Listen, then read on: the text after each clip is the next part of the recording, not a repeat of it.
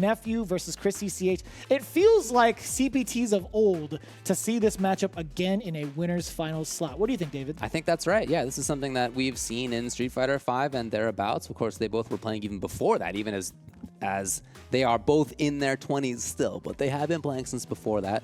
We gotta stop it in 5, in this thing. yeah, you know, it's just gonna keep getting worse. Eventually, there's going to be 5s and 6s in the numbers column. I'm hoping that that's true. Let's keep playing and have that in the future. That is a future that I am hoping for. If Sakonoku can do it, we can all do it. I'm sure we can. I'm looking forward to it. And I also hope that we continue to have players like Enzo, like Chris, like Nephew before that, who, like Noah, who are young and up and coming too. Truly. Or at least have been young and up and coming.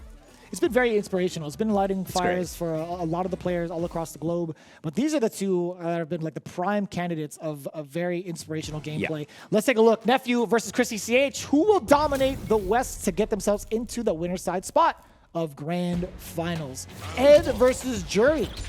I love it. Two players who are no longer up and coming. They have been on the top for a while. Two of the biggest threats in their region. And here's Nephew starting it off. Okay. What a delay. I can't believe I caught. Sometimes you're right. Ah, you can see Nephew actually in that position. If you get stuck in the block of that flicker and you're up close, it's hard to guess between the strike and the throw. Oh, just in front of his fireball. That was cool. And there's Nephew. That was perfect spacing. 3 taps to the shin. Nephew up 1 game. 1 bar apiece for both, but man, this is a very, very significant start. That forward heavy punch was bad, actually. That was so much damage. Okay. Neutralized. Chris got there first. Oh, tough. Huh. Just looked at her. Curves on air to air. Curves on kill rush forward, backwards, etc. But man, he's going to be dead instead. That was actually, what, 2.5 sequences from Nephew? So quick. Jesus. 80 on the clock still. And Nephew will take game 1. Very explosively. I still haven't figured out what the numbers are for Nephew on his name, or like what it is. I don't know if that's completely randomized, if there's any sort of significance behind it. It confuses me every time. I don't know. Let's see if we can get a different look from Chris. Yeah, we'll see. I mean, he looked so strong in the previous set. When he took down JB, he was very much in control the whole time, so I'm sure he can get that there. Oh, I love the light sequences that Ed can get also, as long as it ends in the cycle blitz. Being able to get like pretty much good offense off of it as well. Ground approach. Ed has that horizontal control, but burning out. Hoping to get the kill not in time. Nephew, very safe wake up. Really, the opponent has to basically jump out of it. Oh. Is that not close enough? No. Over! I love that. That is such an excellent tool, specifically for this matchup, because of the grounded fireball. That forward heavy punch hops right over it. Oh, level 2. What do you got? Desync. That's totally fine. Damage is damage, and sets him up for the blitz. Safe jump, empty jump into throw. Punish counter, by the way. He's already close to getting a level 2 again. Ooh. Nephew's there first. Yeah. He could have held it. And linked it. That's crazy. I love seeing the fireball links too. It is really cool. No way! What a way to steal it back! And that's fair. Nephew's been susceptible to that 3 times thus far up until this point. I don't blame him to go immediately into a level 3. Trying to get Chris to stop pressing buttons. We'll see if that pays off. Nope. Well, no level 3 to think about, right? I think if anything, that's the best time to start pressing buttons. So I'm with you. I'm totally with you too. Nephew right about on the approach again. Chris back at 2 super meters. Uppercut! Oh, he's too late. No. Meterlessly, Nephew gets a nice knockdown. And the approach! Not over it in time. Tricky stuff on the other side. Most of the time, you don't expect somebody of this caliber to put themselves into the corner. Nephew looking to fully snowball. Burnout. Possibly. No, not quite. Oh! There it is, though. Have to guess. What a backdash 2 against the throw. Oh! Mad awkward. Again! These jump timings are killer. Chris. Oh, Nephew's right again. His airborne approach was huge.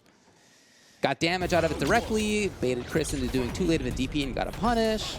And that's tough too, because the later he decides to act, especially with the DP, the more susceptible he is to maybe like a normal and messing the timing up completely. We already saw him make that error before. Yeah. Oh, this is huge. Look at the damage on top of it. Still his turn. Chris back in there again. Trying to control the cage. No. And Nephew, as much horizontal control as Ed can have, Nephew has done a fantastic job at neutralizing it. The air approach has been part of it. Oh, the he ability still to do got attack caught. behind this is part of it. That was rough. Just makes it difficult for Chris to set up that kind of half-screen control that Ed would love to have. Often does have. Jeez. Nephew, just like that, already at match point. He's making it look so easy on the grounded approach, truly. With a little bit of the spice from up above. Really is the complete package. There's the uppercut, finds the mark now. ChrisCCH has to back off immediately. And I like that. The anti-air into the kill rush forward. Has to hold that pressure. I couldn't tell you what that was. Was that an attempt to jump out? Because those are lights. Those are standing lights. Yeah, he definitely wanted to escape the situation. Stuck now. Nephew, how does he get out of here? Ground, air. Oh, that could have been a punish. So far, though, really. Chris still there. Needs a little bit more work. Here it is. Good conversion, too. I like that. Some people aren't sure when they get that jump in because of the safe jump. So backing it up with lights, 2 lights at that, being able to give himself the subtle time to do it. Very, very well done. Level 2. The damage, very significant. Does get the 2 bounce. Very good desync because of the fact that he built up so much meter for himself. That was meaty. On top of that, safe jump setup. Nephew's out of there. Excellent choices to be made from Nephew. Forward throw. That airborne stuff dashes in on the ground, and he'll be 1 mix-up away from moving on. Already. Chris on the ropes. Oh, attempted shimmy. You saw it. Yeah, the parry puts himself at a pretty reasonable distance. Yeah, you don't get sucked in quite as much. Here's Chris trying to move in. Yeah. Over it, we've seen it before. Aye, okay, Nephew. Tricky business. Wow, Nephew has so much control. The mix-ups constantly airborne or dash. You just didn't know which one. Oftentimes backed up or really presaged by the ground fireball that he had out there on the approach a lot of the time. Just awesome job by him at taking a character in Ed who has this like half-screen horizontal control. We saw that versus JB. It was so important, and neutralizing it. I wonder what else he could have done. I mean, there's certain things that are kind of like blatant, like maybe take a different approach, like to the air normals or the air dive kicks that Nephew wanted to do. But other than that, I mean, like, Ed's got a lot of mobility on top of that horizontal control. There are plenty of sequences where, like, if you see somebody airborne, you can either command dash backwards, command dash forward to reset the situation. But for the most part, there's been something so significant about Nephew's ground game that forced ChrisCCH to stand still most of the time. Nephew was willing to take those dive kick risks. They paid off.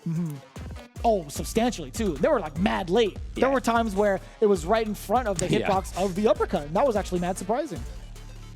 But overall, I think the control that Nephew had, despite getting beat up, like towards sequences where he gets level 2, I think his decision-making was phenomenal.